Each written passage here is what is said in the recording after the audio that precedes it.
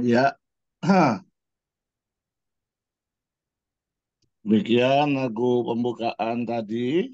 Kedengeran, Adis? Kedengeran? Dengar. Ya, Bagus kedengeran dong Ricky. ya kita akan kita bersyukur ya, sehingga kita tahu bagaimana caranya kita supaya dapat apa tadi eh, mencintai Yesus.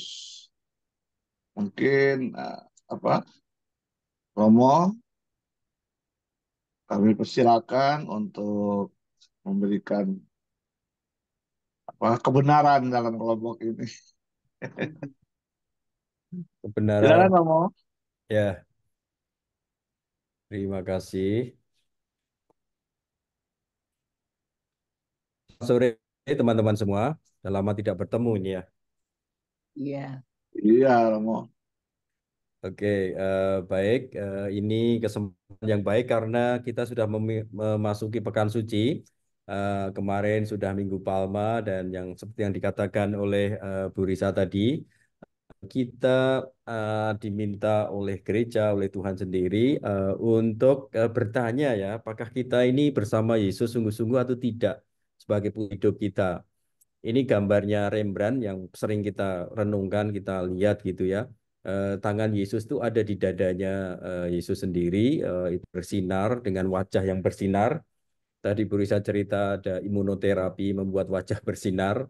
Kalau digabungkan dengan sinar dari dalam karena itu menjadi pusat hidup kita, itu menjadi luar biasa gitu ya. Nah, ini gambaran bahwa kalau kita itu sungguh-sungguh menaruh di pada Tuhan, itu akan ada banyak sinar yang kita keluarkan ya dari wajah kita, dari tangan kita, hati kita. Rembrandt itu selalu punya cara untuk menekankan hal itu dengan permainan cahaya yang bersinar itu yang paling penting, yang sedang hidup gitu ya, tidak mati gitu, wajah kita tidak mati, hati kita tidak mati, lalu juga tangan kita. Nah, karena seringkali ini kita lupa bahwa Pekan Suci itu memang terjadi setiap tahun, tapi seringkali kita mengikuti seluruh rangkaian liturginya begitu saja tanpa penghayatan hati. Betulkah hati kita itu sungguh-sungguh bertambat pada Tuhan selama Pekan Suci ini ya? Nanti tidak ada ayat kitab suci yang langsung kita jadikan topik pembicaraan, tetapi banyak hal dari kitab suci itu akan kita renungkan gitu ya. Pekan suci sering tidak berhasil mengubah hati dan hidup kita sesudahnya.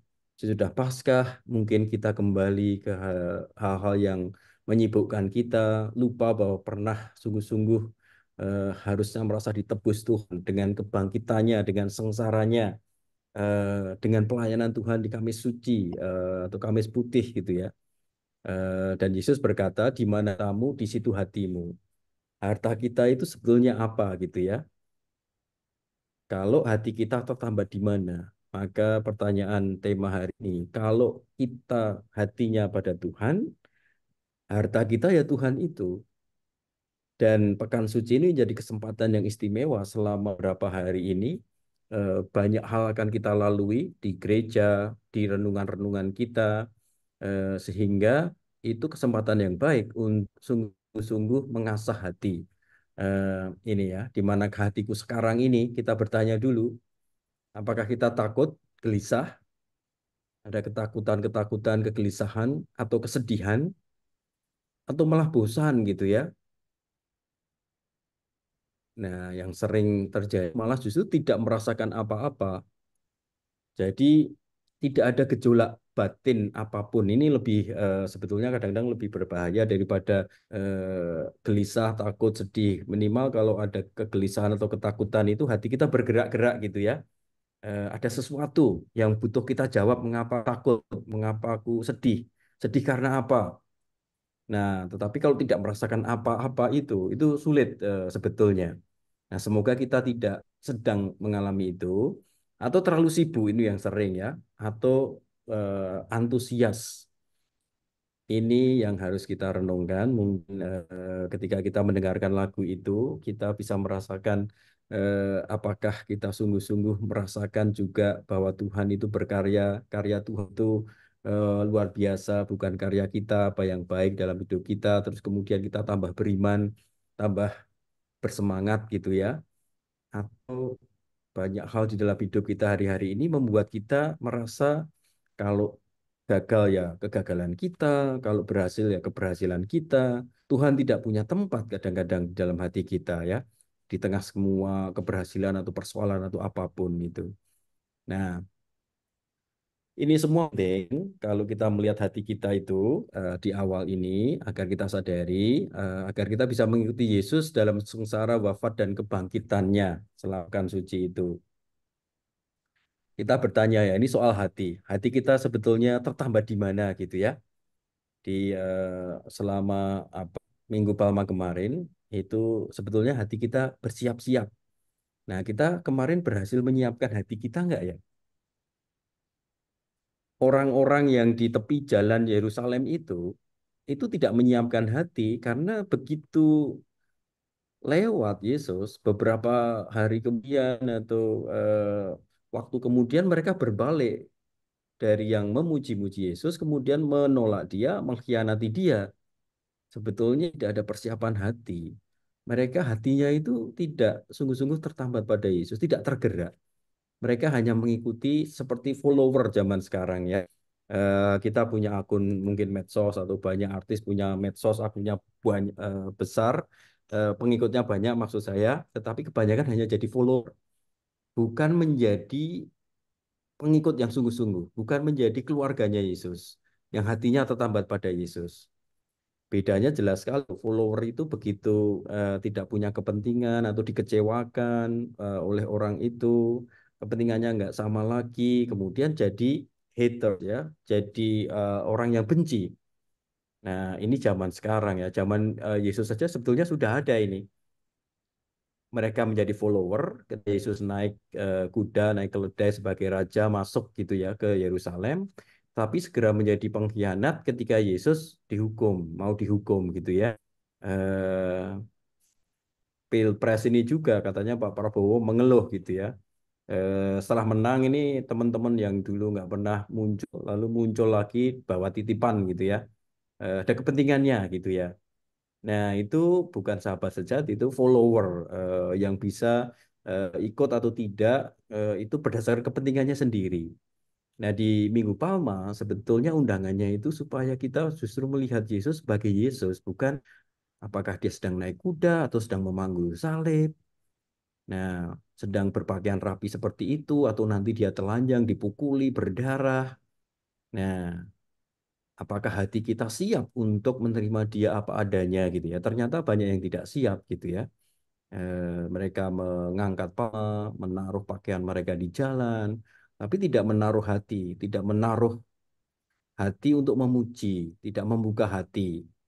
Semua hanya dengan ungkapan lahiriah. Nah, maka itu ya pentingnya Minggu Palma untuk bersiap gitu ya. Nah, ketika Minggu Palma kemarin itu apa peranku ya ini di sini ini Yesus masuk ke Yerusalem itu. Apakah peranku lebih menjadi orang yang seperti tukang sorak-sorai follower itu, cheerleaders kalau di Amerika atau di banyak tempat kalau ada show atau ada olahraga itu ya hanya pemandu sorak ya, hanya pemandu sorak. Hatinya sebetulnya tidak di situ. Hanya bersorak kalau sedang oke, sedang beres, sedang ada peristiwa yang besar yang menakjubkan, tetapi kalau ada kesedihan atau perjuangan hatinya jauh dari situ gitu ya. Apakah kita pandu sorak itu atau kita pengikut Yesus yang sejati? Mungkin Bapak Ibu, teman-teman semua tahu ya, kenapa kok Minggu Palma ini ceritanya itu unik kan? Yesus itu masuk ke Yerusalem lewat Betania. Nah, kenapa lewat Betania? Dan apa keledainya itu dia tidak beli sendiri, itu keledai orang di Betania di kampung itu yang diambil oleh muridnya lalu diizinkan. Nah, ini mungkin agak aneh ya. Yesus kelihatannya sangat familiar di situ. Dia sampai tahu. di mana keledai itu ditambatkan gitu ya. Dan dia yakin orang pasti akan meminjamkan itu pada dia. Nah, kita ingat bahwa Betania itu kan tempatnya Maria, Marta, dan Lazarus, juga Simon orang kusta itu sahabat-sahabatnya Yesus. Yesus sering main ke situ gitu ya. Jadi dia itu akrab dengan lingkungan eh, Betania itu, orang-orangnya, tempat-tempatnya, ternaknya bahkan gitu ya. Sekarang juga kalau kita di Betania, itu kita turun kemudian ke Yerusalem. Dan juga Yesus ketika naik ke surga itu juga dari Betania, dari tempat di mana dia merasa diterima. Dia tahu keledai siapa, ditambah di mana, lalu namanya dia dikenal, sehingga pasti antar sahabat ini menjadi hubungan antar sahabat yang baik ini memungkinkan dia untuk meminjam keledai dengan gampang gitu ya. Tapi apa maknanya untuk kita? Yesus memulai perjalanan sengsaranya bersama orang-orang yang sebetulnya bisa dia andalkan karena itu orang yang sangat dekat dengan dia. Lazarus, Maria, dan Marta itu sangat dengan dia. Yesus menangis ketika Lazarus itu mati. Kemudian Yesus membangkitkan Lazarus, tapi sebelum membangkitkan, Yesus pakai nangis dulu. Hatinya itu juga terhadap pada si Lazarus ini. Lazarus ini kan ya mungkin orang yang berkebutuhan khusus gitu ya. Sampai dua kakaknya itu tidak menikah mengurusi dia. Tidak ada lagi laki-laki dewasa di rumah itu. Jadi mereka itu ya pasti hidup sederhana, kemudian tidak terpandang karena tidak punya tokoh laki-laki yang kuat gitu ya. Mungkin tidak terjamin juga keamanan finansialnya. Tapi ini sahabatnya Yesus gitu. Yesus datang ke sana, lalu dia menangis ketika Lazarus sudah mati, dan kemudian baru setelah itu dia membangkitkan Lazarus. Ini tanda bahwa Yesus itu hidup dengan hati. Ketika memasuki sengsaranya, dia memasuki itu dengan hati, maka dia menguatkan hatinya dengan orang-orang yang juga sepenuh hati mendukung dia, bukan follower, bukan pemandu sorak gitu ya. Nah, apakah kita itu di Minggu Palma ini, sebelum Kamis Putih dari Minggu Palma kemarin, sebetulnya kita ini seperti Marta, Maria, dan Lazarus yang menjadi sungguh-sungguh sahabat Yesus, yang bisa menangis bersama Yesus dan Yesus pun menangis untuk kita. Atau kita ini pemandu sorak gitu ya, yang di kanan kiri jalan itu gitu ya. Eh, nah, di Betania Yesus mempunyai dua kelompok orang di sekitarnya itu.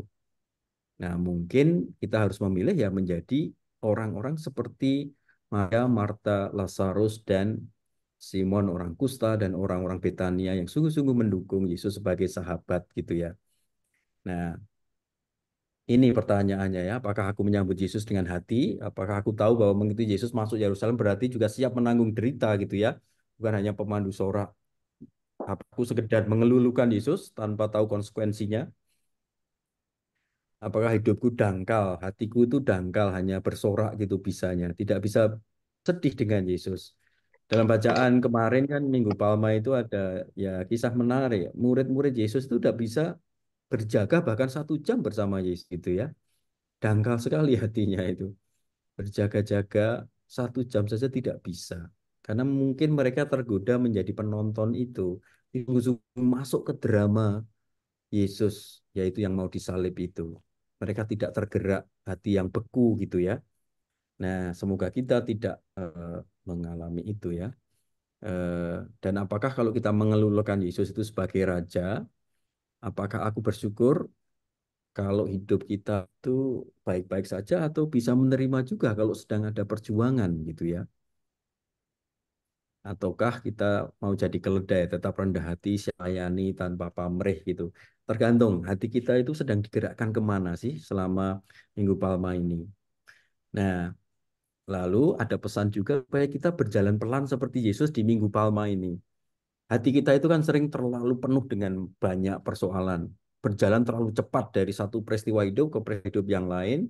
Terlalu banyak apa ya kesibukan hati gitu ya. Sehingga nggak sempat gitu yang dalam-dalam yang seperti ini. Ada pertanyaan, mengapa Yesus memilih naik keledai, tidak naik kuda tunggang yang besar? Meskipun Injil Matius mengatakan Yesus itu menunggang kuda dan kemudian keledai, atau keledai dulu terus kuda. kuda jantan. Kebanyakan Injil itu menceritakan dia naik keledai. Maka yang kita lihat biasanya dia naik keledai kan.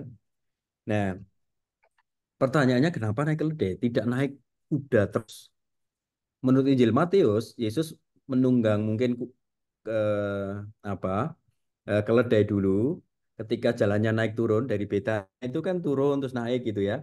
Nah, setelah agak landai, dia memakai kuda karena lebih cepat. Kuda yang besar itu kalau untuk naik turun katanya malah kurang kuat, lebih kuat keledai. Nah, tetapi pertanyaan mengapa keledai gitu ya?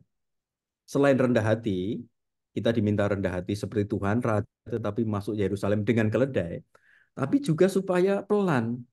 Kalau kuda itu cepat gitu ya, tetapi keledai mungkin ada pesan itu supaya hidup kita itu pelan.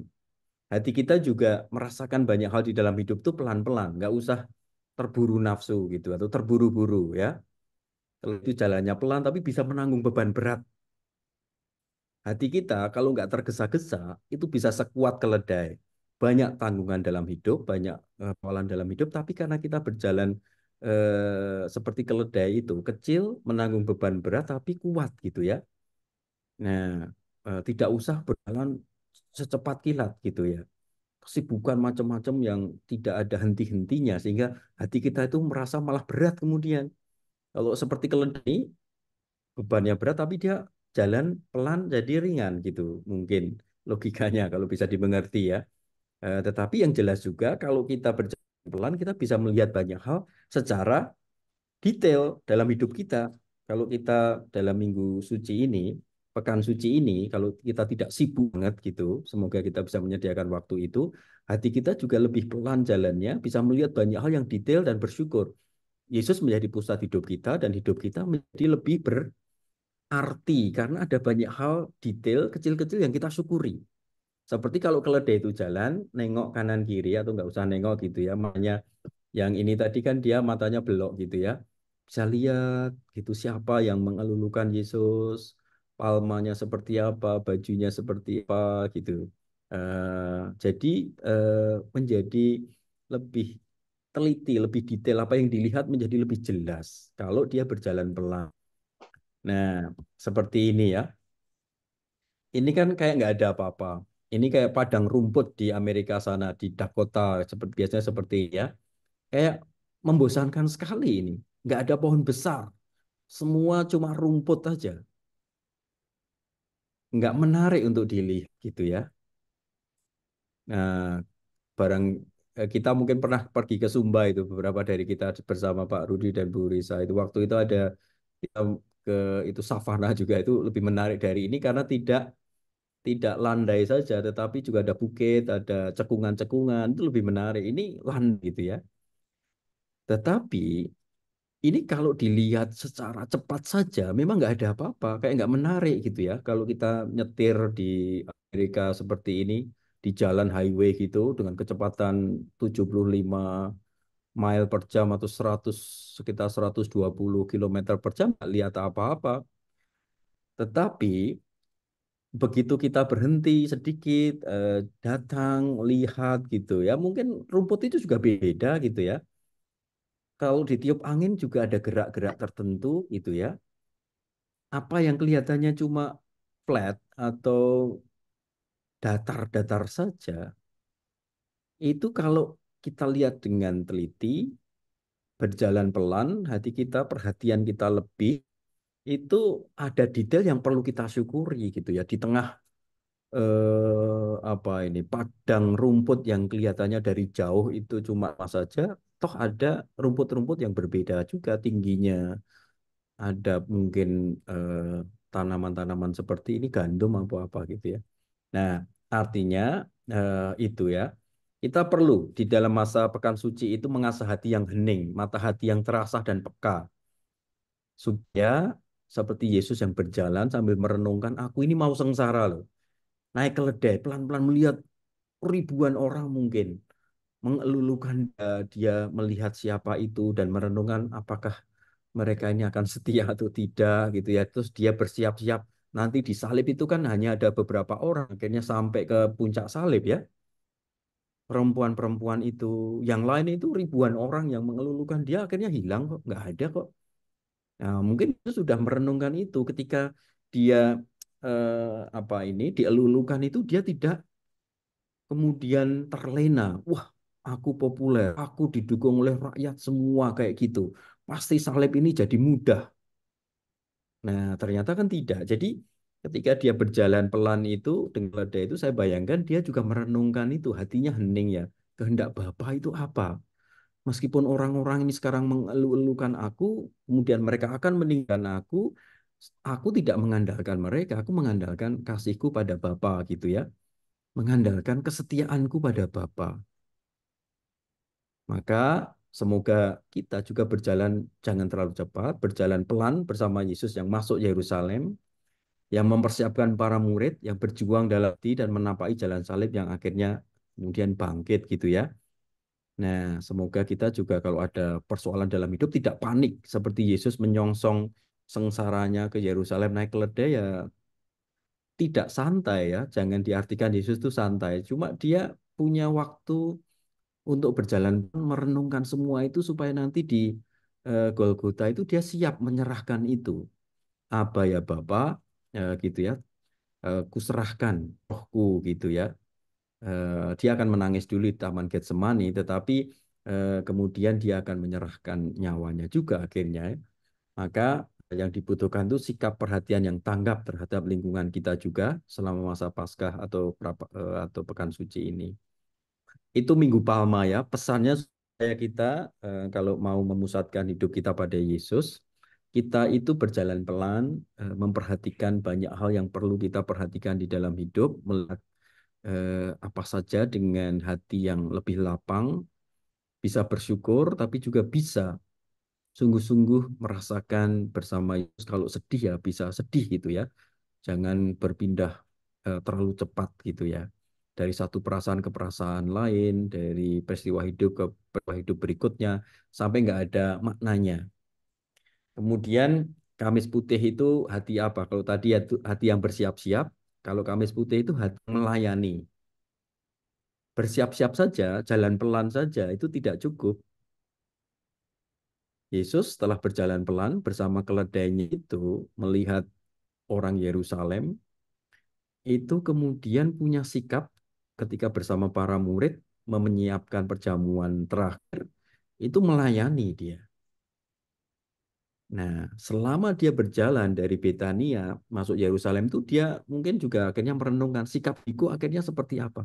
Akan menyerahkan diri pada Tuhan, tetapi juga akan mewariskan sesuatu.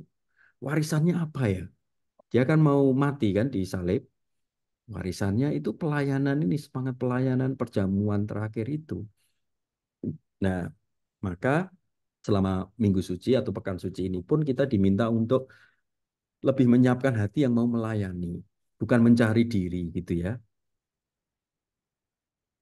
Ini contohnya Paus Fransiskus dulu ketika awal jadi paus, dia Kamis Putih yang pertama itu membasuh kaki para imigran ya dari berbagai tempat, imigran miskin yang berjalan juga terseok-seok sampai tanah Eropa sana yang harus ditolong. Nah, maka di manakah aku ketika Kamis Putih itu? Hatiku harusnya hati yang sudah bisa melayani. Setelah berjalan pelan, merenungkan semua secara mendalam, sekarang aku diminta untuk menyediakan hati yang melayani. Tapi apakah bisa sampai di situ ya, di perjamuan terakhir itu?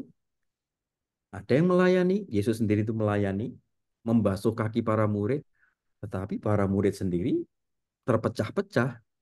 Petrus mengkhianati Yesus, Yudas juga malah menjual Yesus. Nah, hati mereka gagal. Petrus itu tidak berjalan bersama Yesus. Itu perjalanan para murid bersama Yesus dari Betania ke Yerusalem. Itu mungkin juga ada yang berhasil, ada yang enggak. Petrus mungkin enggak terlalu berhasil ya.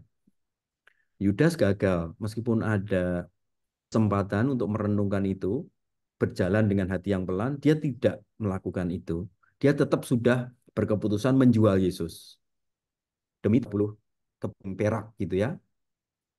Petrus itu tidak punya niat jahat, niatnya itu baik, tetapi dia tidak kenal dirinya.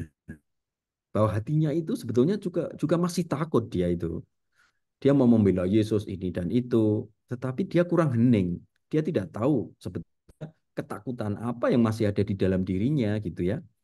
Injil bercerita Pasio kemarin pas Minggu Palma itu juga dia ditanya perempuan di Yerusalem aja dia sudah nggak bisa jawab jujur. Dia takut. Nah, maka ketika hati kita berjalan pelan tadi, kita mestinya sampai tahu ketakutan kita yang utama kalau harus mengandalkan Yesus itu apa sih sebenarnya? Itu ya. Dan itu yang bisa mengganggu. Seperti Petrus yang tidak berhasil menata hati itu. Nah, maka kita bertanya, Kamis Putih nanti, besok gitu ya, besok sore itu hatiku sebetulnya sudah mau melayani bersama Yesus yang menyerahkan diri dalam perjamuan terakhir itu, inilah tubuhku, inilah darahku, atau masih mencari diri, masih dibayangi ketakutan-ketakutan dan kemudian tindakannya adalah mengandalkan diri atau tidak mengandalkan siapapun karena takut gitu ya. Cari cara untuk lari seperti Petrus. Nah, itu ya pertanyaan-pertanyaan lebih lanjutnya ini, apakah aku berkhianat dan menyendiri? Karena kan di di Kamis Putih juga hati yang melayani tadi itu melayani sesama, bersama sesama. Maka Yesus di malam terakhir itu tidak sendirian. Dia berdoa memang di Taman Getsemani, tetapi juga mengajak murid-muridnya dan akhirnya dia dalam perjamuan terakhir itu juga bersama para muridnya gitu ya. Nah, tidak menyendiri, tapi apakah kita juga punya kadang-kadang kecenderungan sebetulnya menyendiri ya, memisahkan dari gereja, dari paroki. Kadang-kadang kan rasanya begitu, padahal undangannya adalah supaya hati kita tadi itu hati yang terhubung, melayani, terhubung dengan orang lain, terhubung dengan komunitas. Atau apakah aku berkhianat seperti Petrus dan itu ya, Yudas itu hatinya tidak bersama dengan komunitasnya, tidak bersama para murid yang lain gitu ya, tidak bersama Yesus, dia menyendiri dan akhirnya takut. Mungkin ini ya, teman-teman, Bapak Ibu semua, saya kira dalam hidup kita, kita itu sering takut karena kita itu menyendiri dulu. Kita memisahkan diri dari Tuhan, tidak mengandalkan Tuhan. Terus kemudian kita takut, oh hidup kita akan jadi seperti apa ya? Apakah aku akan sakit ini, sakit itu? Apakah aku akan berumur panjang? Apakah rezekinya cukup? Apakah anakku begini atau begitu? Lama-lama dipikir sendiri, tidak diserahkan pada Tuhan, tidak memberi kesempatan Tuhan masuk. Orang lain juga tidak diberi kesempatan gitu ya. Kita hidup dalam arti tertentu, dalam hati kita itu sendiri. Makin banyak ketakutan kalau kita itu sendiri. Eh, Pepatah bahasa Indonesia aja dikatakan bahwa bersatu kita teguh, bercerai kita runtuh. Kalau kita tidak bersama-sama seperti para murid ini agak tercerai-berai itu, ya runtuh gereja itu. Tapi untung Yesus menyatukan lagi mereka yang menyendiri-menyendiri ini ya. Nah, lalu pelayanan tadi, hati yang melayani. Apakah aku tergerak untuk melayani dengan rendah hati? Nah, pekan suci ini membuat kita sadar bahwa hidup kita memang untuk melayani ya. Masalahnya juga siap dilayani atau tidak. Kadang-kadang kalau untuk orang yang suka melayani itu nggak masalah. Dilayani itu yang sulit. Gimana yang lebih mudah, melayani apa dilayani? Mungkin ada orang yang mengatakan dilayani lebih mudah. Toh kita tinggal duduk gitu ya, orang lain melayani. Belum tentu loh. Dilayani itu butuh kerendahan hati juga. Karena yang namanya dilayani itu juga harus melihat apa yang ditawarkan orang yang mau melayani kita itu, kemampuan-kemampuannya apa yang ditawarkan. Yesus mau melayani para murid, mau membasuh kaki. Ada yang ngeyel. Itu kan sudah perbuatan baik kan, melayani. Tapi yang dilayani yang tidak tahu gitu ya. Dalam bahasa Jawa, dikai hati ngerogoh rempelo gitu ya. Diberi hati tapi mau menarik yang lain gitu ya, kemaruk gitu ya. Dalam hidup kita sering seperti itu. Tuhan sudah melayani kita. Hanya kita ini sulit dilayani karepe oke. kehendak kita terlalu banyak gitu. Seperti Petrus itu punya paham macam-macam. Maka Yesus agak kesulitan waktu itu ketika melayani Petrus ini. Karena dia minta mandi. Padahal yang butuh hanya basuh kaki, tapi dia punya persepsinya sendiri, punya hendaknya sendiri. Nah, pertanyaannya dalam hidup kita dalam masa Paskah ini apa Pekan Suci ini terutama kita renungkan dalam hidup kita ini hati kita itu rewel pada Tuhan, mudah dilayani oleh kebaikan Tuhan atau kadang-kadang kita ini ya termasuk orang yang sulit dilayani Tuhan. Rahmatnya sudah banyak tetapi kok kita masih itu tadi ya pikirannya macam-macam. Belum menerima pelayanan Tuhan sebagai yang cukup gitu ya. Bisa mengatakan cukup Tuhan ini sudah saya sudah dibasuh kakinya itu sudah bersyukur banget kan harusnya gitu. Tapi Petrus kok minta lebih gitu ya. Nah, apakah dalam hidup kita juga sering menyediakan diri untuk dilayani oleh kebaikan Tuhan lewat sesama dan ya sudah cukup ini itu. Itu juga sulitnya ya. Selain melayani juga sering sulit karena harus rendah hati memperhatikan kebutuhan sesama. Tetapi melayani itu juga mungkin tidak begitu mudah ya. Kalau orang memberikan kebaikan pada kita, itu Tuhan sendiri yang memberi sebetulnya. Apakah kita siap menerima itu? Atau kita ngeyel, minta yang lain? Menolak itu, wah ini kurang berharga untuk aku lebih butuh ini, dan sebagainya. Baik, lalu ini ya, pertanyaan itu tadi, apakah hati kita itu ada di dalam perjamuan tadi, murid, Yesus dan para muridnya, atau sedang sebetulnya merasa sendiri ya, kesepian gitu ya. Saya dulu ketika di Amerika itu ya sering kesepian kalau Natal karena musim dingin gitu terus kok nggak sama keluarga gitu ya ada cukup banyak umat cukup ada banyak teman Natalnya biasanya bagus-bagus gitu ya lampu-lampunya tetapi kok kadang-kadang juga merasa kesepian karena tidak ada keluarga gitu ya yang dekat gitu. Nah, dalam hidup mungkin juga seringkali kita merasa sebetulnya sedang kesepian dan kemudian kita tanya supaya kita bisa tidak kesepian jalan apa ya, termasuk mendekatkan diri pada Tuhan yang menghangatkan hati kita itu. Kita sedang mau berbagi atau sedang mau egois masa-masa pekan suci ini atau sedang mau mengurus diri sendiri gitu ya. Sekarang banyak ya anak muda itu ya kadang time atau akan apa itu healing-healing gitu. Pokoknya mau ngurus diri sendiri dulu deh. Capek ngurus kerjaan, capek ngurus kuliah, capek ngurus keluarga, bahkan ingin kadang-kadang juga suami istri ingin menyendiri dulu gitu ya. Sebetulnya ini tidak sesuai dengan semangat Kamis Putih itu. Sediakan hati untuk terus bersama komunitas dalam perjamuan, kebersamaan, kemudian juga hati yang melayani tadi. Tapi dalam hidup sering masih terjadi.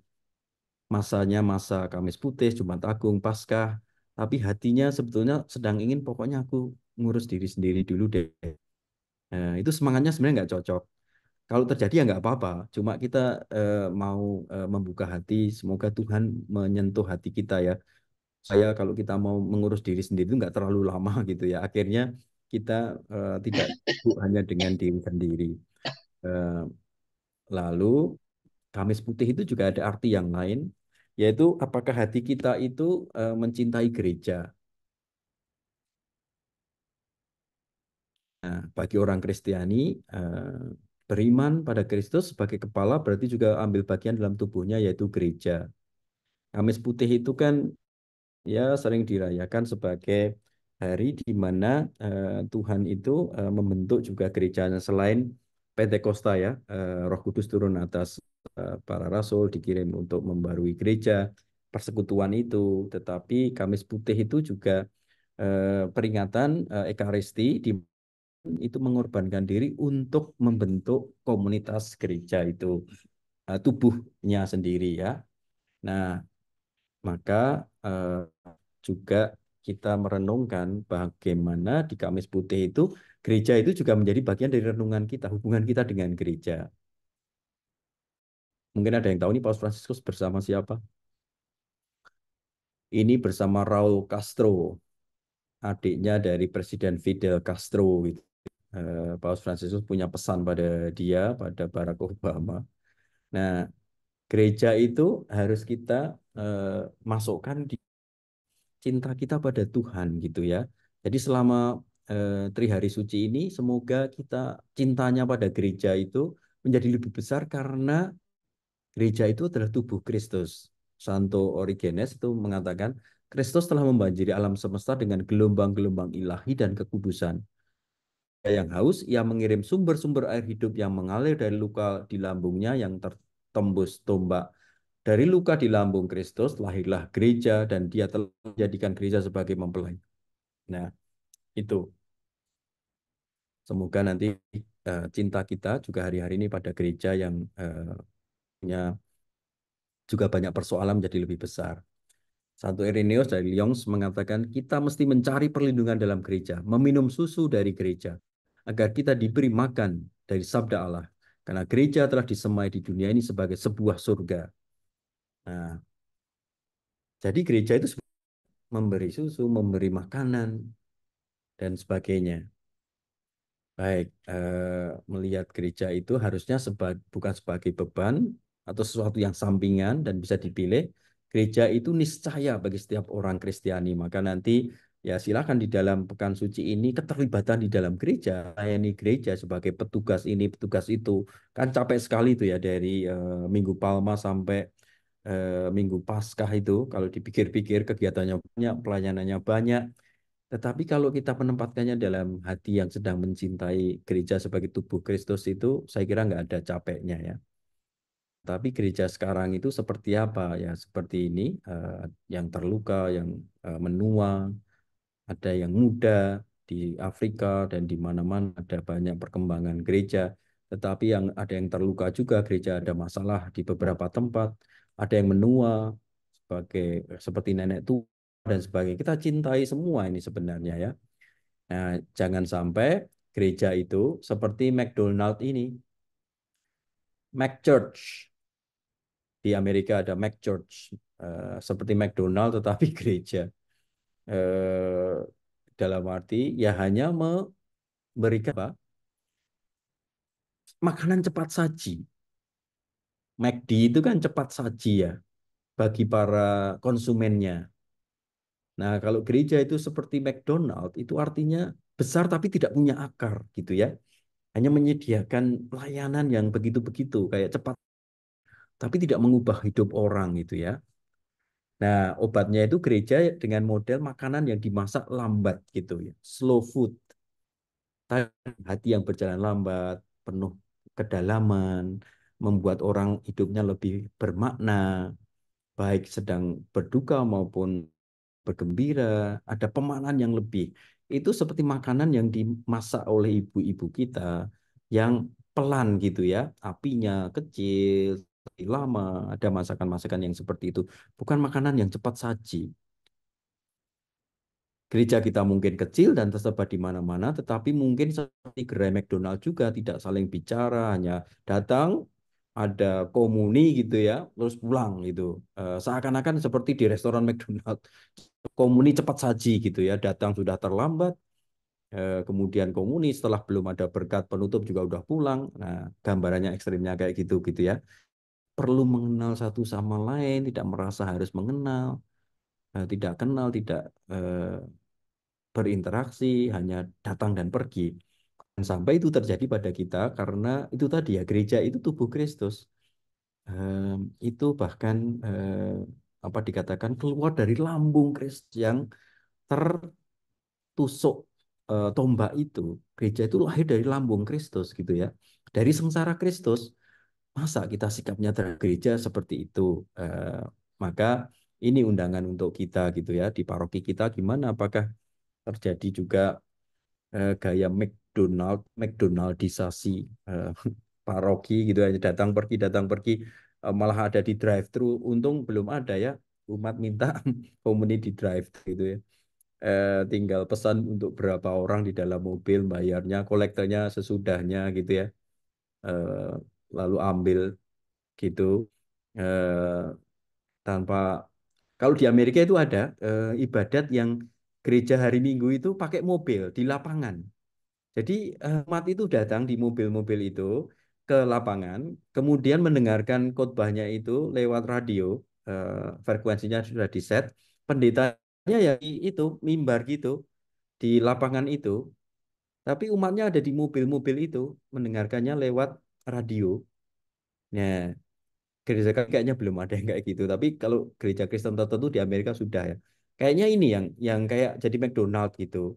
Nah, Kamis Putih itu sebetulnya mengingatkan kita ya, jangan seperti itu. Ini gereja itu tumbuh dari pengorbanan Kristus. Kamis Putih, inilah tubuhku, inilah darahku gitu ya. Para murid dikumpulkan karena itu gitu ya. Eh, jangan hanya mau membuat Yesus itu seperti makanan konsumen cepat saji.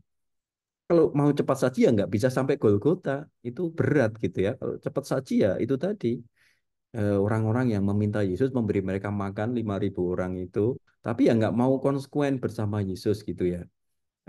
Itu ya cepat saji, tidak usah repot-repot gitu ya, sudah langsung dapat selamatnya. Ini McD ini juga berdoa ternyata. Ini ya Mac drive-thru, gereja yang drive-thru.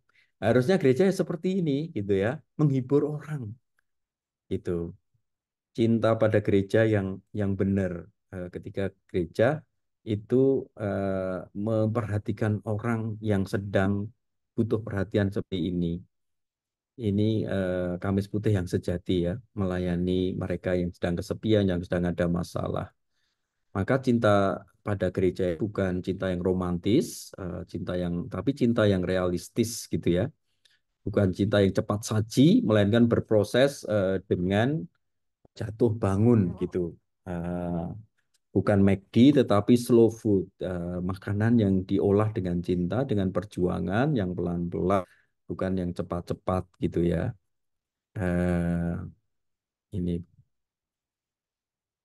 Nah, gereja itu nyata karena telah dicintai banyak orang dalam waktu yang sangat lama. Gereja telah menjadi tempat di mana orang belajar akan cinta, cinta Allah pada kita, cinta kita pada Yesus, cinta kita pada diri kita.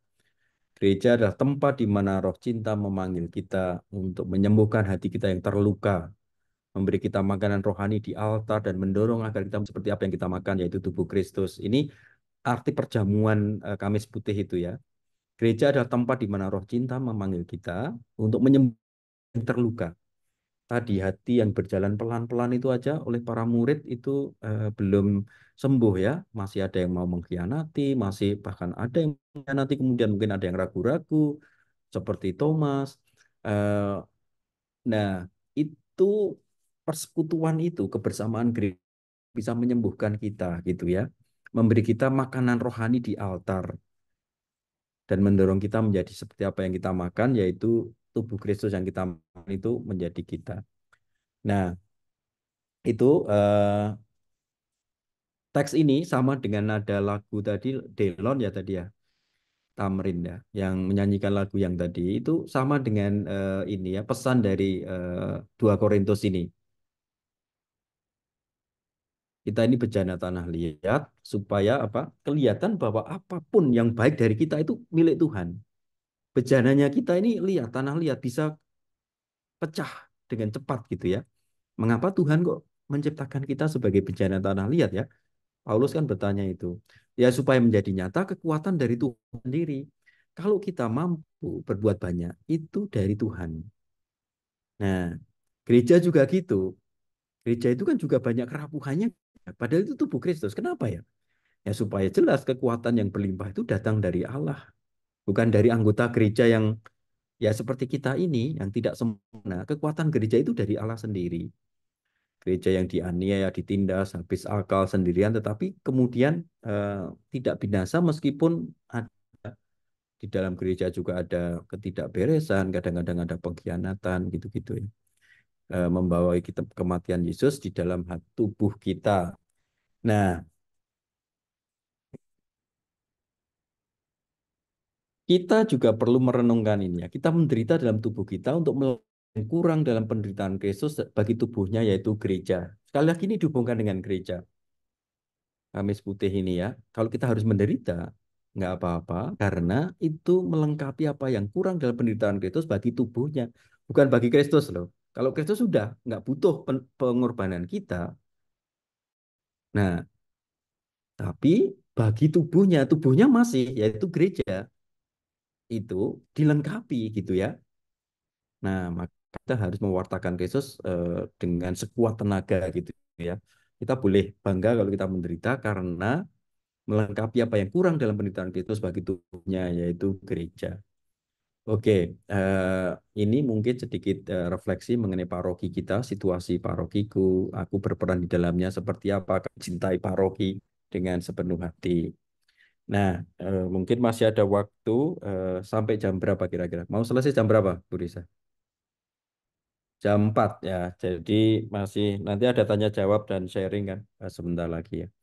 Nah, lalu Jumat Agung itu seperti apa pesannya? Nah, kita bicara soal hati, apakah hati kita sungguh-sungguh terpaut pada Tuhan gitu, mengandalkan Tuhan sebagai pusat hidup kita? Ya hati yang menanggung, ya kita menanggung gitu ya.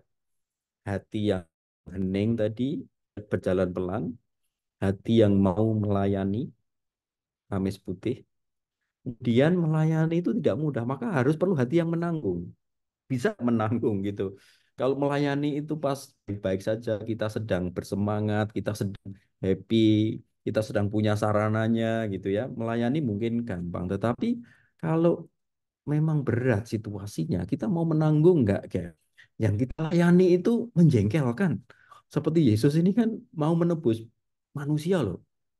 Tapi manusia-manusia yang dia lihat di sekitarnya itu menyebalkan, kebanyakan itu muridnya sendiri berkhianat, orang-orang banyak itu menyalibkan dia, yang dia andalkan mungkin malah perempuan-perempuan murid itu, masuk Marta, Maria, Salome dan sebagainya, akhirnya setia itu ya. Tapi banyak yang lain itu yang merasa sok jagoan melindungi Yesus ternyata juga mengkhianati. Terus itu yang lain juga takut-takut para murid gitu ya. Bayangkan ini, mau menebus semuanya, tapi yang dihadapi pada saat itu tuh orang-orang yang menyebalkan. Sangat-sangat tidak hanya menyebalkan, malah sangat-sangat dalam arti tertentu ya, apa ya, kata tidak berani mengucapkannya. Karena orang mau menyalibkan dia, masalahnya itu. Itu kan sulit diterima ya. Hati yang menanggung itu, mau menang apa enggak? Itu. Yesus ini yang menanggung dosa bersama Simon dari. Nah, tiga macam dosa yang ditanggung. Ini kalau Adam dan Hawa ini gambarannya mereka hatinya mau menanggung apa enggak? Enggak, saling menyalahkan. Hawa menyalahkan ular, kemudian Adam menyalahkan Hawa. Hawa. In- Ini eh, kehidupan yang tidak mau menanggung, saling menyalahkan gitu ya. Nah, ini juga dosa yang juga saling menyalahkan sampai membunuh orang dengan cara seperti ini. Apa salah mereka? eh, ada masalah di dunia, tapi yang disuruh nanggung orang-orang yang mungkin nggak bersalah ya. Hal ini dosa yang ini juga teroris. Di Amerika baru aja ada ini jembatan yang panjang itu yang ditabrak kapal Singapura, kapal barang runtuh di Baltimore. Terus FBI datang, ini kejadiannya baru tadi malam ya. Lalu FBI itu ikut menyelidiki apakah ada serangan teroris apa enggak. Sudah trauma kalau orang Amerika ada kerusakan. Yang meninggal hanya 6 ya. Tetapi ada kekhawatiran. Ternyata tidak ya. Itu murni kan kesalahan kapal itu gitu ya. Tetapi dulu-dulu ada serangan-serangan teroris seperti ini dosa-dosa di Mumbai. Nah ini dosa dunia. Yesus tuh mau menanggung semua loh. Tidak hanya menanggung dosa-dosa kita yang kecil-kecil itu dosa yang mengerikan itu gitu ya. Itu mau ditanggung. Kita mau nggak, sanggup nggak punya hati yang menanggung itu. Bahkan dalam hidup kita, beberapa kesulitan kita nggak mau nanggung. Apalagi kesulitan orang lain ya, kan dunia ya. Nah, ini di eh, apa Korea orang pada putus asa mau bunuh diri. Kita bisa menanggung kerapuan orang lain apa enggak tuh ya. Ini Korea bunuh diri. Nah, tiga macam dosa saya lewati. Nah, kemudian yang buat kita tidak bisa menanggung kadang-kadang justru kelemahan diri kita. adakah duri dalam hatiku gitu yang membuat kita itu hidupnya hati kita itu nggak tenang, nggak bersih. Ada duri. Yesus itu diberi mahkota duri, tetapi dalam hidup kita kita juga hati kita itu penuh duri. Sehingga kita nggak bisa hal apalagi menanggung itu ya. Ada dendam gitu ya. Kalau kita punya dendam sama sesama kita, apakah kita bisa menanggung kesulitan hidup dia gitu ya? Boro-boro gitu ya. Karena ada duri itu, duri dendam, duri benci yang belum terampuni gitu-gitu ya.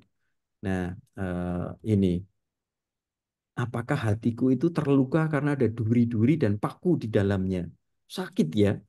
Hati itu kalau sedang sakit ada pakunya itu pasti mungkin bisa menanggung yang lebih berat atau bahkan menanggung penderitaan orang lain karena sedang kesakit pasti ingin membersihkan kesakitannya sendiri dulu. Apakah hatiku sedang tidak bisa mengasihi ya, mengampuni, menjadi rahim karena sedang terluka itu apa dan siapa yang melukai kita ini banyak sekali sekarang persoalan kaum muda itu soal trauma ya, soal luka itu luar biasa merusak. Nah, maka ketika merenungkan Jumat Agung, hati yang harus menanggung itu ya, seperti Yesusnya harus menanggung sengsara itu kita mesti melihat banyak hati itu nggak bisa menanggung itu. Hati kita rapuh gitu ya, zaman sekarang itu lebih gampang, tidak puas dengan hidupnya sendiri, sedang memberontak, kok aku seperti ini. Kemarin ada wisuda di Sanata Dharma, saya sempat bicara dengan alumni yang sudah habis di wisuda itu apakah hidupnya lega gitu. Beberapa mengatakan tidak karena krisis gitu. Sih umur 22, 23, tapi untuk apa ya aku dalam hidup kok belum punya pekerjaan jelas, ke depan juga belum merasa pasti, sudah punya ijazah tetapi belum merasa pasti ya. Ada krisis, saya sampai bercanda. Umur 20-an krisis, nanti umur 40-an krisis, umur 50 krisis. Apakah hidup ini tidak pernah lepas dari krisis ya? Ketawa. Karena saya tidak mengira bahwa anak-anak umur segitu sudah memikirkan itu ya. Krisis terluka karena bukan terluka tapi tidak tahu itu nanti mau kemana dan itu tidak puas. Meskipun sudah ada banyak hal yang baik, lulus dan sebagainya. Nah, itu ya. Bagaimana aku bisa mengubah diri yang melukai menjadi paku yang menguatkan. Pakunya, paku itu harusnya kan menguatkan kan? Rumah atau mebel atau apa kalau dipaku itu kan sebenarnya kuat harusnya.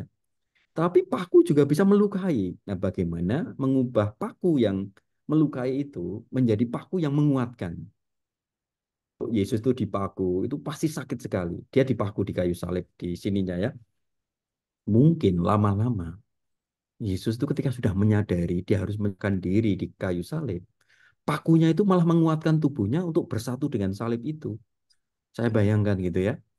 Jadi pakunya yang melukai Yesus itu akhirnya karena dijiwai dengan penyerahan, ya udah aku menyerahkan semuanya pada Bapa. Kuserahkan nyawaku gitu kan. Semua sudah selesai. Itu justru dia bisa pasrah itu. Kalau disalib itu kan Yesus menundukkan kepala, tangannya di paku sehingga dia itu kayak sudah berserah pada Tuhan di kayu salib itu sudah nggak menanggung diri sendiri karena sudah dipaku, sudah dilekatkan gitu ya dengan kayu salibnya itu. Itu akhirnya pakunya menguatkan dia dalam penyerahan, bukan pakunya melukai. Nah, apakah di dalam hidup kita ada ya yang nggak benar dulu, rasanya ini kekurangan, rasanya ini kegagalan, tapi akhirnya malah membuat kita lebih pasrah pada Tuhan tadi. Apakah hati kita sungguh-sungguh pasrah pada Tuhan itu ya? Itu mungkin itu ya, cara mengubah paku yang melukai, hal yang buruk dalam hidup kita menjadi alat untuk menguatkan iman kita. Karena kan tadi bacaannya dan lagunya kan diulang-ulang mengenai apa? Apa yang baik yang kita lakukan bukan dari kita. Kalau ada yang gagal dalam hidup kita, mungkin itu kesempatan untuk memuliakan Tuhan, Tuhan yang punya kuasa lebih gitu ya. Seperti Paulus mengatakan ini bejana tanah liat. Dengan maksud apa? Ya supaya menjadi nyata bahwa semua yang baik itu kekuatannya berasal dari Tuhan, bukan dari kita. Nah, kalau ada kegagalan dalam hidup kita, penderitaan macam-macam, mungkin paku yang itu bisa kita ubah menjadi alat untuk berserah, lebih beriman gitu ya. Nah, kalau begitu itu semangat Jumat Agung ya. yang menambatkan hati kita dengan paku-paku yang tidak melukai tapi membuat kita kuat gitu ya. Juga duri-durinya Yesus itu di kepala itu bisa menjadi duri yang menguatkan penyerahan dia. Bukan duri yang melukai lagi, bukan duri yang menghina dia lagi, tetapi sesuatu yang dia banggakan karena boleh menderita bagi Bapa gitu ya. Kurang lebih itu mengenai paku. Kemudian mungkin satu hal yang penting itu taat itu ya, hati yang taat.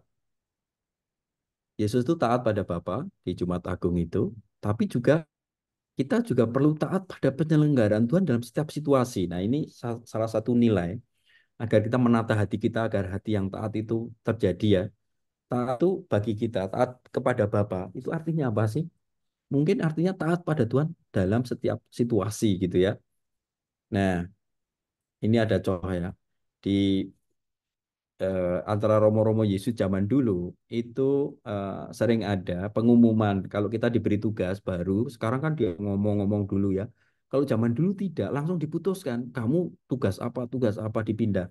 Nah, ada kejadian di mana seorang Romo Yesuit itu minta menjadi guru kimia di sebuah sekolah. Padahal dia ijazahnya bahasa Inggris coba. Ijazah bahasa Inggris diminta untuk jadi guru kimia. Dia katakan ini pasti keliru ini. Nah, ternyata Romo pemimpinnya bilang tidak keliru. Saya memang menugaskan kamu di guru kimia. Nah, dia sudah nggak bisa berkelit lagi, harus menjalankan itu. Tapi ternyata dia bisa mengajar kimia itu dengan belajar sendiri. Nah, itu contoh yang ekstrim ya, taat pada situasi. Kalau yang kita alami sehari-hari kan banyak hal dalam hidup kita itu nggak bisa kita ubah begitu saja. Kita tiba-tiba hari ini harus ketemu orang ini, harus mengalami suasana seperti ini gitu ya. Entah entah suasana keluarga, suasana kerjaan, suasana apapun kan sering nggak bisa kita kontrol, nggak bisa kita atur. Nah, kalau semangatnya itu hati yang taat, seperti Yesus taat pada Jumat Agung itu pada Tuhan, meskipun lihat kanan kiri menyebalkan semua orang-orang itu gitu ya. Nah, kita juga dalam hidup sehari-hari sering terlempar pada situasi yang menyebalkan. Kayaknya aku memilih untuk tidak seperti ini kalau bisa, tapi tidak bisa. Nah, kemampuan untuk taat pada situasi itu, menerima situasi ini, berjuang dalam situasi itu, tidak menghindar. Nah, itu juga namanya ya taat pada situasi dan itu penting untuk kita gitu ya. Nah, eh, ini contoh-contohnya.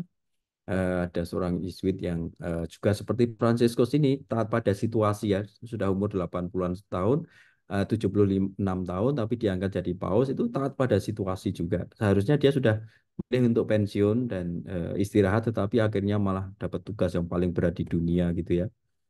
Dulu seperti ini tetapi kemudian ini kan dia jadi paus ya, wajahnya sudah menua. Tapi begitu dia taat pada situasi, kan logikanya dia diberi tugas yang lebih berat lagi pada masa tuanya. Lihat wajahnya yang seperti ini menjadi seperti ini, menjadi seperti ini. Kerutnya hilang, semua, tetapi lebih gembira gitu ya. Dia malah bisa bermain-main dengan anak-anak, meskipun sudah tua tapi punya energi untuk menyapa anak gitu ya. Seperti ini. Di Manila dia juga main-main dengan kardinal dari Tagle.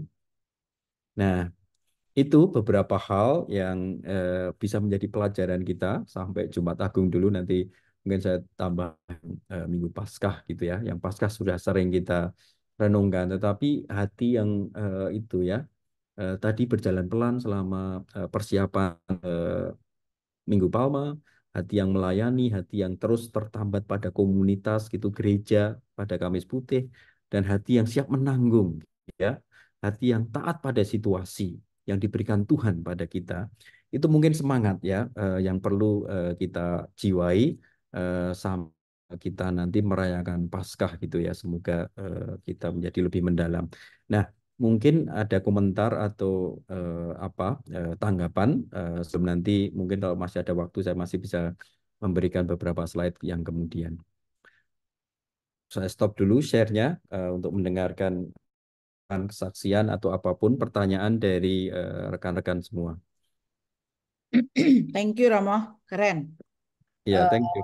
Jadi emang bener sih tiap tahun begini aja. Jadi selalu saya berusaha mencari apa ya, tema apa yang untuk menjadi beda tahun ini. Nah, nanti ini yang lagi rame sekarang Romo di New York Times mengenai ini Romo, seorang mantan diakon, calon pastor nggak jadi. Diakon itu dari frater, diakon. Setelah diakon dia langsung jadi imam ya Romo ya. Nah, tapi dia batal di situ Romo ternyata dikucilkan. Jadi mantan diakon dikucilkan setelah putranya dilecehkan secara seksual oleh seorang pastor di Louisiana, Mo. Seorang pastor Louisiana dihukum karena pelecehan seksual terhadap putra mantan diakon tersebut. Yang terjadi selanjutnya adalah tuntutan hukum dan sekarang merupakan kecaman tertinggi dari gereja Katolik. Nah, sekarang mengenai ini, masalah tadi Romo siapa yang nanggung segala macam, itu pertanyaan dari Shina. Dan kami bertanya-tanya, nih mereka pemuda, para anak-anak muda ini, bertanya-tanya, mengapa kebanyakan orang muda bergulat dengan iman Katolik mereka? Dengan kejadian gini kan mereka menjadi bergulat dengan iman Katolik mereka ya Romo. Itu pertanyaan Shina, Mam, please read this. Dia bilang gitu. Ada dari New York Times.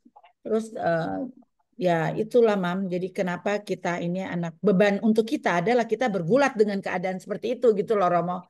Itu jadi siapa yang menanggung segala macam. Yesus menanggung semua. Tetapi di dalam kondisi sekarang yang kita lihat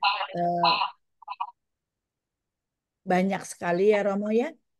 Itu bagian daripada menurut Sina kan Reki kayaknya itu dari bagian daripada ini menurut Sina yang kemarin kami sih itu bagian beban buat kami semua iman Katolik kami bagaimana seorang pimpinan yang harus menjadi apa namanya gembala segala macam justru menyatakan itu memang ya ya masa mau bilang ya karena itu kan dia manusia aja itu kan klise banget kalau mau nanya ngomong seperti itu ya.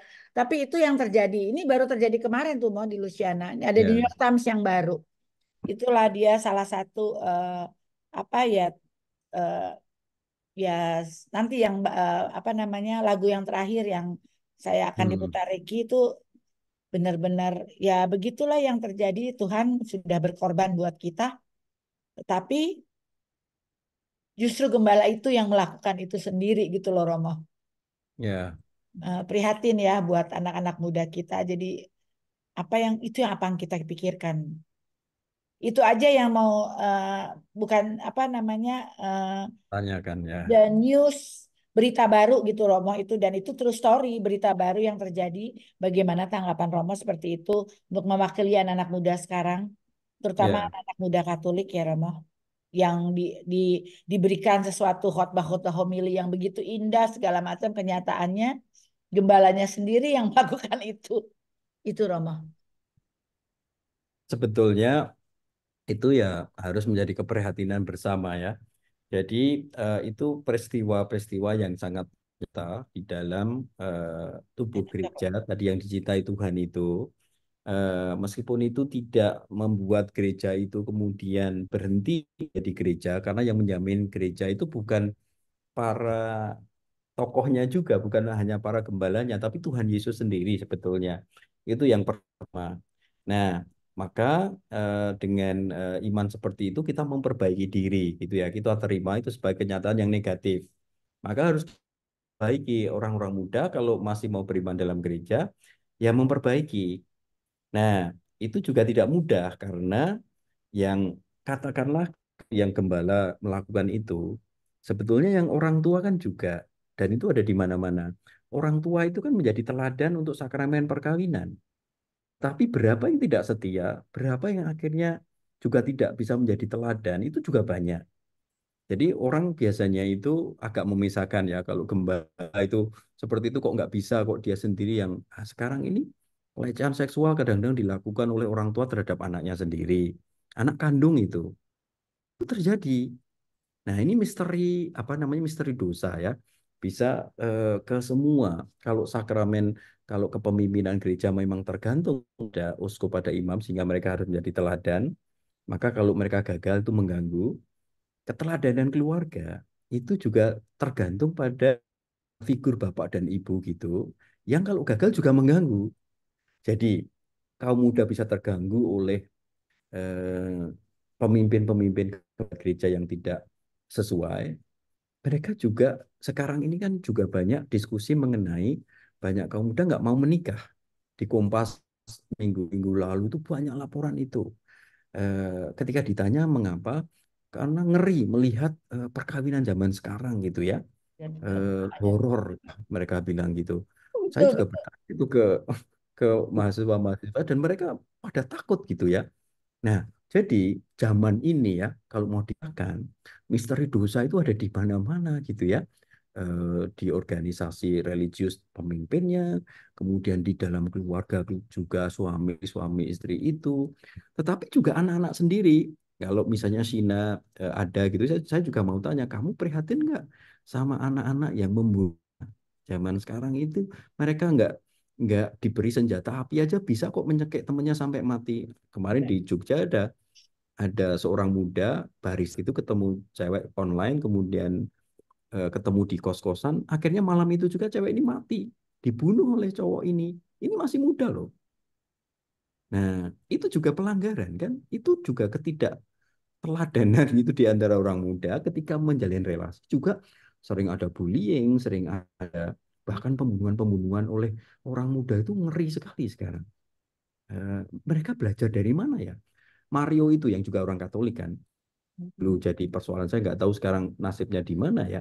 Tetapi kekejaman seperti itu bisa Oh, dilakukan oleh seorang anak Katolik yang berasal dari keluarga Katolik. Itu juga menjadi pertanyaan kita. Kegagalan keluarga kita itu ada di mana letaknya, gitu ya. Jadi relasi suami istri sering gagal, relasi ibu anak, bapak anak sering gagal. Betapa banyak anak sekarang merasa tidak ada figur bapak misalnya. Lah, mereka ini krisis ketika remaja dan kami yang menanggung di universitas ini ya. Anak-anak yang tidak kenal bapaknya karena bapaknya ya nggak jelas atau nggak hadir. Gitu. Ini kesalahan kan? Diturunkan kemudian itu. Nah, maka itu kalau ditumpuk semua gitu ya. Karena gereja itu ada pemimpinnya, ada keluarga, ada kaum mudanya, siapa yang belum kita sebut ya, anggota-anggota gereja itu yang orang tua juga yang sudah sepuh banget nih anggota gereja punya persoalannya sendiri. Nah, itu semua menjadi gambaran bahwa sebetulnya persoalan seperti itu persoalan yang harus kita tempatkan di dalam tadi itu. Pertama, gereja yang terus diutus Tuhan dan diberi kehadiran Tuhan, gereja juga yang harus bersama-sama memperbaiki diri karena kadang-kadang begini ya, kalau ini anak muda bertanya seperti itu, yang menjadi pemimpin itu dulu juga orang muda, karena banyak hal yang terjadi seperti itu, misalnya krisis seksualitas ya, itu kan terjadi berdasarkan zaman. Jadi orang-orang yang tidak dewasa seksualitasnya, baik yang menikah maupun yang jadi romo, dalam satu periode, tahun 60-an di Amerika itu tahun yang kacau itu.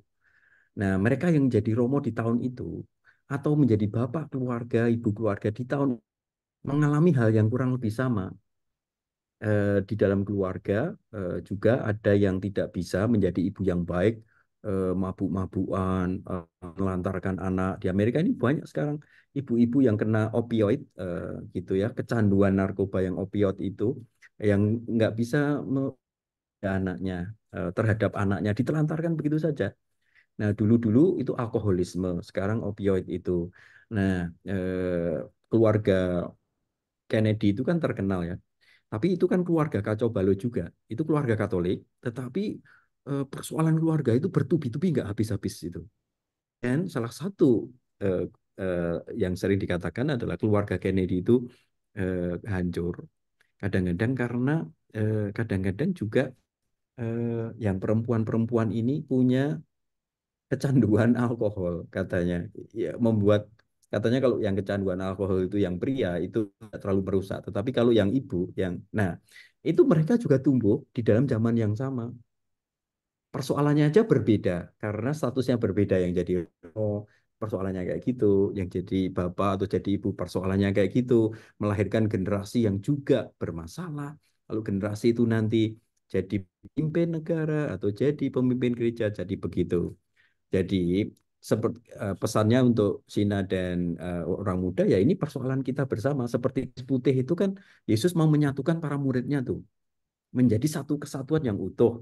Tapi tidak terlalu bisa pada malam itu, dibutuhkan perbaikan. Ketika Yesus bangkit, dia menyapa Petrus, menyapa Thomas dan sebagainya. Tapi sudah ada korban, yaitu Yudas yang tidak kembali dia ya.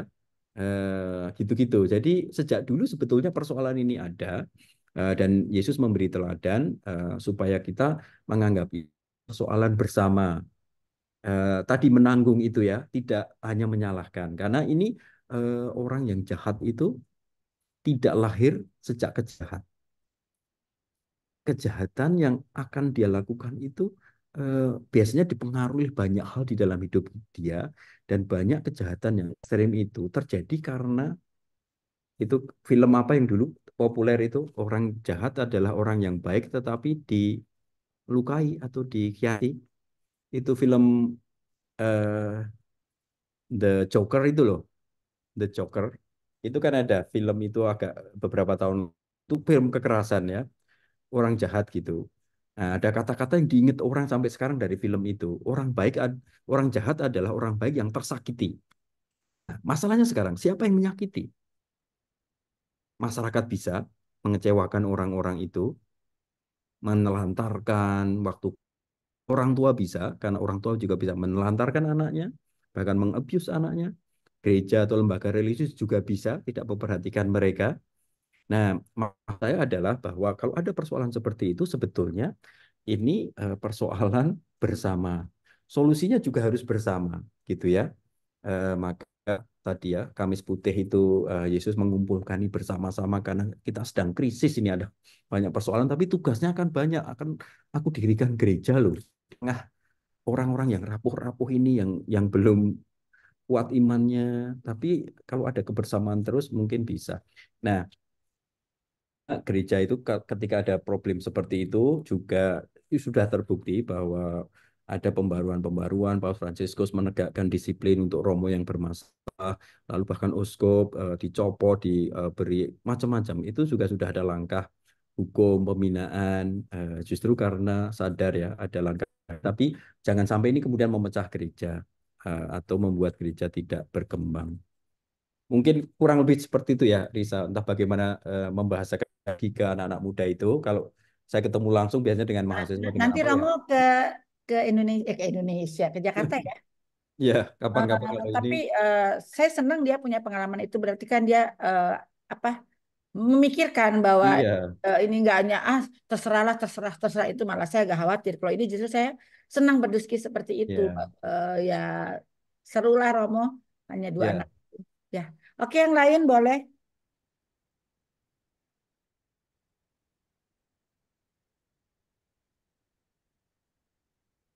Oh, boleh. Silakan. Terima kasih Romo, bagus hari ini menerangkan mengenai Minggu Suci. Buat aku itu apa ya?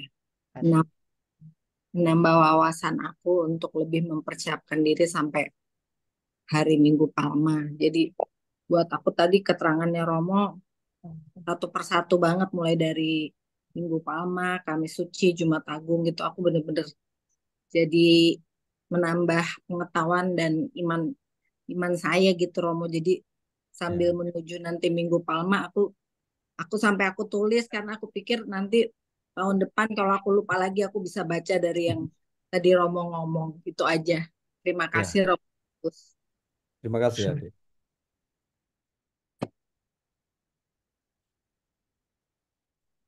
Jadi kita ini itu mah ya satu tubuh tubuh Yesus, kerajaan, satu kerajaan Allah. Ya, Memang kadang-kadang kita tidak adil juga mah ya. Kalau masalah datang dari imam rame, tapi kita sendiri sebenarnya punya masalah untuk tubuh Kristus itu sendiri. Ya. Jadi saya di sini ngelihat, oh mungkin itu salah satu alasan mengapa adanya Konsili Vatikan kedua, Mah ya. Sehingga sebenarnya Yesus dalam hati masing-masing yang berfungsi. Kita tidak usah menyalahkan orang, apalagi di dalam kelompok kita yang disebut Katolik. Ini juga saya lihat dari tahun ke tahun kan kita dibawa kembali untuk mengingatkan, seperti yang Romo tadi katakan, bahwa kenapa harus keledai. Mungkin bagi saya juga bahwa ya keledai kan bukan untuk berperang, Mo, ya. Hmm. Keledai itu hanya Ya. untuk mengangkat beban. Ya, sedangkan Yesus naik keledai juga menggenapi nubuat dari Zakaria. Apa? Dari ya Zakaria ya, Mo, ya. Saya lupa. Lalu waktu dielulukan Yesus menangis karena ya itu ya. Kadang-kadang kita di dalam kelompok, mungkin ini bangsa Israel, kita mempunyai pemikiran yang salah. Kita mengharapkan Yesus itu adalah suci,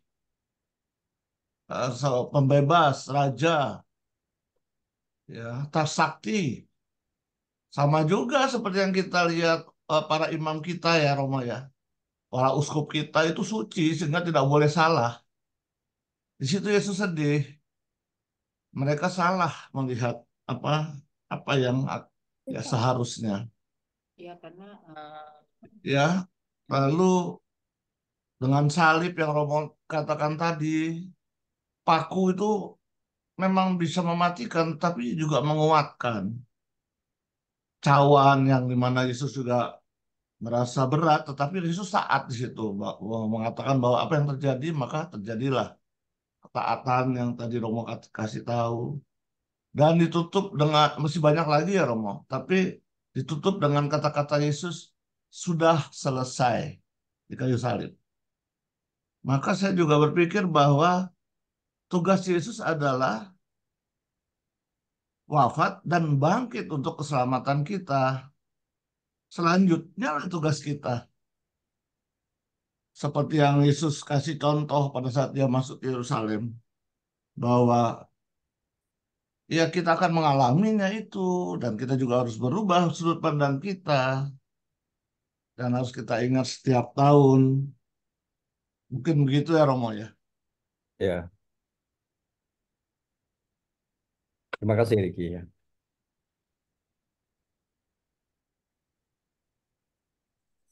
Romo,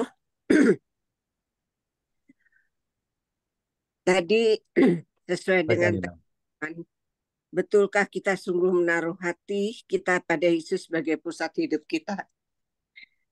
Ya, dengan penjelasan begitu banyak dari Romo ya, uh, dari Minggu Palma yang sudah kita jalani dan memasuki Pekan Suci ini, itu sungguh-sungguh mengingatkan kita, bahkan kalau merefleksikan, itu sekaligus mengingatkan kita betapa banyak hal yang harus kita tekuni lagi dan terutama dalam memasuki pekan suci ini, sehingga ini akan menambah dan menambah pengetahuan dan meneguhkan iman kita, terutama saya sendiri.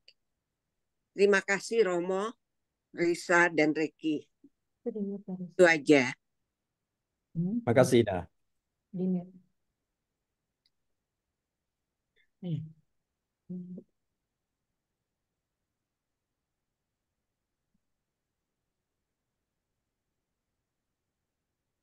siapa lagi?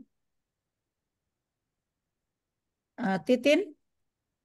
Itu udah keluar, Riz. Oke.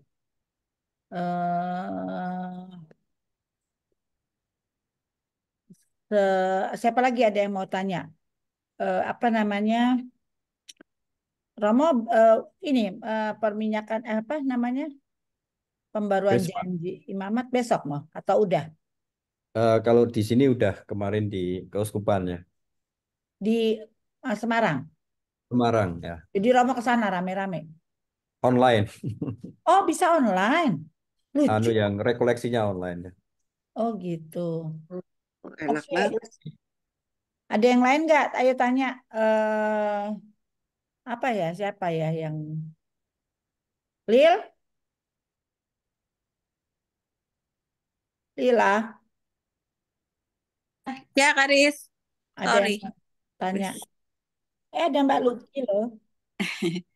Enggak, udah cukup mengerti, Romo. Terima kasih, Romo. Ya, terima Saya kasih. harus berjalan pelan seperti keledai supaya bisa melihat situasi, nggak terlalu diburu-buru terus. Itu ya, Romo. Tapi Iya. itu seperti keadaan kamu sekarang, bukan? Jalan Iya, iya itu pelan dia. karena Makanya kakinya lagi setelah iya, operasi lutut, Romo, ganti bantal. Oh, Jadi oh iya, jalannya operasi lutut, Lila. kayak keledai pelan ya, persis, Romo. pelan-pelan. Ya, Lil. Oh, Iya, baru 1 bulan Romo saya udah bosen banget, udah pengen ke sana kemari. iya, Puji iya. Tuhan tadi pagi bisa ya. Untung ada Reki yang pegangin aku baca, Reki yang pegangin aku waktu turun dari altar. Oh, kamu Jadi lektor ini ya. baca Injil. Lektor, iya, iya. Habis ngebayangin Lila jatuh, ngeri banget. Emang Iya, lu lagi iya. ngapain? Reki kok Reki lagi itu untuk lagu. Duduknya pas sebelah aku di depan itu samping altar. Oh, gitu. Rasanya udah nggak betah Romo, pengen cepet-cepet. Tapi tadi Romo bilang supaya aku bisa melihat situasi yang ada. Bagaimana Tuhan begitu mengasihi saya. Akhirnya Iya, oke, iya. saya harus seperti itu. Ya, Menanggung ya Romo. iya, menunggu. Iya, iya, Iya, berarti Nah, pada jadi situasi ya, situasinya iya benar bisa Romo. kita ubah dulu. Kaki yang Iya, masih harus penyesuaian ya, iya, bagus, saat bagus. pada situasi itu ya. iya. Jadi Ya, Dipaku. iya. Jadi Tante Kris nih tanteku nih yang satu nih Romo, Tante Kris nah, dia bilang, ini umur udah tua ini kenapa jadi pikun ya Risa? Ya emang biasa, ya kan Romo? Itu ya Tante Kris, jadi itu memang ya Tante Kris harus menanggung itu semua karena itu adalah proses di dalam kehidupan Tante Kris. Gitu Tante. Jadi selama masa Prapaskah ini selalu Yesus yang menanggung kita semua. Dosa kita yang yang kita alami dalam kehidupan. Nah, Tante sedang menanggung kesel Risa. Aduh, pikun banget nih udah umur 80 ini bagaimana? Tante itu lagi itu dianin dulu suaranya Tante. Mic-nya di lock dulu. Apa sih diapain? Di mute. Di mute. Enggak di mute. Di mute-nya di unmute. Nah, apa Tante? Itu kadang-kadang cucu aja, aduh siapa ini namanya, aduh lupa itu Ihsan, lupa, ya Allah ampun minta ampun Yesus, suka lupa nama cucu. Nggak apa-apa ya Romo Terlalu ya. pikun. Sama iya. Tante, Riki aja Hah? sekarang hidup pakai alarm. Handphone Riki Oh itu kalau alarmnya macam-macam. Kalau nggak lupa kan, makanya waktu handphone ketinggalan di Lena, ah, Lena malah komplain, yang komplain malah Lena. Gua nggak bisa istirahat nih, alarmnya bunyi terus. Jadi lama-lama ya mesti diganti lah handphone itu dengan Yesus supaya ingat terus. Iya, sabar saja, Tante. iya. Len, kenapa Len itu mengganggu handphonenya Reki Len? Coba. Ini gimana nih? Lena lagi cari handphone kali.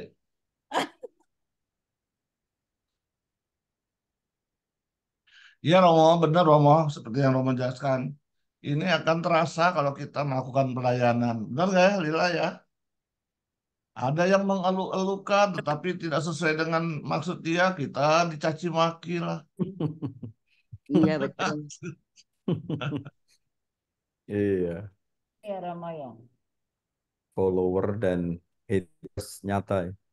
Makanya harus Iya. dipaku biar tambah melekat sama Yesus. Betul. Makanya janji itu setelah itu ya, janjinya bertepatan dengan Paskah mau ya. Supaya ingat, Iya, habis itu harus kita yang lakukan. betul. Janji imamat ya. Duri-duri yang menguatkan bukan melukai. Bagus kan? Terus Ada apa? lagi mungkin Mbak Luki? Silakan Mbak Luki. Tadi Nah, aku telah turut masuknya. berduka, Luki. Ya, terima kasih. Romo, kalau hari Kamis, Jumat, Kamis Putih, Jumat Agung, Sabtu Paskah ke gereja, apakah minggunya harus ke gereja juga atau boleh tidak? Harus tuh, Mbak. Bacaannya aja beda, Mbak. Itu Vigili, yang itu Paskah. Iya, beda. Ya. Liturginya beda. Jadi nggak ada alasan berat ya Iya. datang. Jadi harus ya. Harus. Minggu Paskah sama Vigili Paskah. Beda.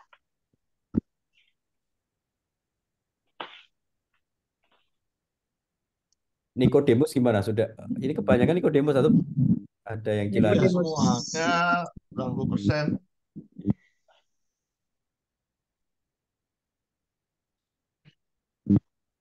Ya. Ayo kita Baik, apakah masih ada Ya, atau sudah? apakah Ya. kalau tidak kita sebelum kita dapat doa dan berkat dari Romo, ada baiknya kita mendengarkan, ya Risha, Iya, iya, iya. mendengarkan lagu. apa yang di dalam apa lirik lagu ini ya. Iya, kita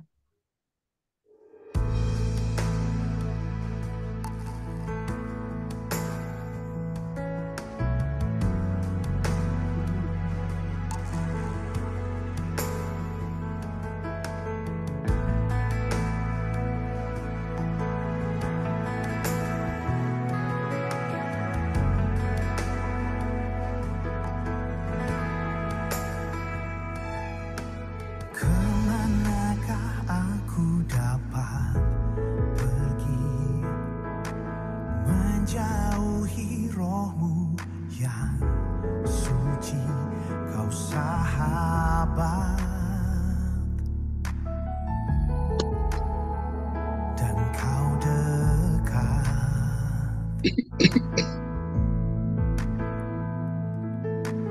Bahkan seluruh pengabdianku tak bisa membalas kesetiaanmu, sungguh mulia dan berharga, sungguh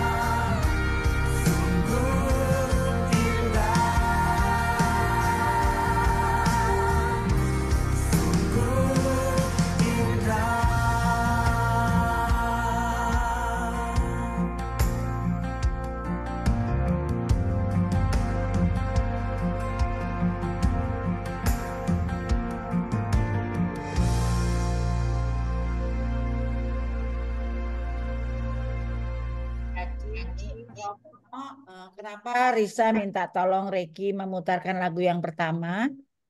Itu sebenarnya mengingatkan kita apa yang kita lakukan yang orang bilang atau mungkin kita bilang kita adalah baik, itu bukan kita yang melakukan, tapi karena Tuhan yang memberikan itu untuk kita melakukan baik. Jadi bukan usaha dari kita yang mengakibatkan kita menjadi kecil kan, biar Tuhan yang besar. Nah, yang terakhir ini, kenapa aku puterin lagi penutup, itu mengingatkan kita kembali bahwa terus terang terkadang kita tidak merasa bahwa Tuhan berkorban buat saya. Hanya tahu Tuhan disalib untuk dosa-dosa kita, itu tahu, notabene dari Injil segala macam, dari homili semua kita tahu Tuhan berkorban untuk kita. Tetapi kita nggak merasakan pribadi kita bahwa iya. Nah, melalui lagu ini dapat apa ya, jadi sedih deh gue. Dapat berdua sama Tuhan untuk dia, kita tahu bahwa ini lagu buat kita, emang lu dapat korban buat aku gitu loh. Itulah Romo. Jadi itu yang dua makna lagu yang aku sampaikan ke Reki, tolong diputar supaya makna Pekan Suci ini setelah Minggu Palma, dari antusias, dari happy dengan Palem, di apa nama di ini kan, setelah itu duka cita yang terjadi. Nah, inilah bukan duka cita yang seperti setiap tahun, tetapi melalui lagu ini kita bisa merenungkan, bener nggak sih lu ngerasain Tuhan itu berkorban buat aku pribadi itu. Terus satu pertanyaan yang kemarin ditanya sama temanku yang Muslim, siapa yang mau jawab boleh. Kenapa sih harus daun palma? Jadi kita lemparkan. Ada yang tahu nggak kenapa daun palma? Ada yang tahu nggak? Ini temanku yang bertanya, Ina teman kita yang bertanya, kenapa harus daun palma? Itu pertanyaan yang bagus. Kenapa ya harus daun palma? Kalau daun cemara kita tahu. Kenapa lambang Natal daun cemara? Kita pasti akan jawab itu pohon yang bandel, pohon yang hidup di musim dingin, begitu ya Rama ya. Itu lambang-lambang Natal, pohon yang nggak akan pernah mati itu. Pohon yang benar-benar apa namanya, siap, selalu hidup gitu, sama seperti bayi kecil Yesus, dia akan hidup selalu. Kalau ini kenapa sih harus daun palma? Ya ada sih kalau di mana kemarin ada daun di di Irak itu daun ini Romo, apa Romo yang terkenal itu apa namanya, bukan Zaitun. Zaitun, itu zaitun. Terus ada juga kalau yang di Yerusalem itu daun itu ya apa, kelapa di gitu-gitu ya Rama. Di Boston gitu kan Rama?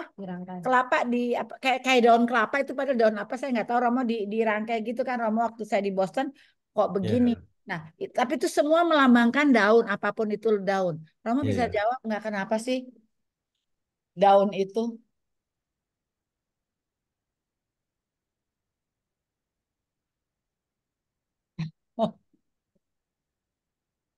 Ada yang bisa jawab nggak? Pada diam semua. Kalau kalau RT tahu tapi nggak semua sih. Pertama daun palma itu kan kalau zaman Romawi bahwa simbol kemenangan tuh selalu memakai daun palma. Lalu yang kedua, kalau di Eropa musim dingin itu pohon-pohon pada seolah-olah mati ya, berguguran. Nah, begitu dia akan masuk musim semi, itu selalu ditandai dengan hadirnya daun-daun palma. Ya itu aja yang yang lainnya nggak tahu. Emang di Eropa ada palma? Nggak ada. Di itu daerah-daerah Eropa yang Asia itu loh, Turki yang kayak kayak itu Roma ada. itu kan mereka merayakan kemenangan dengan daun, bukan palma mereka sebetulnya.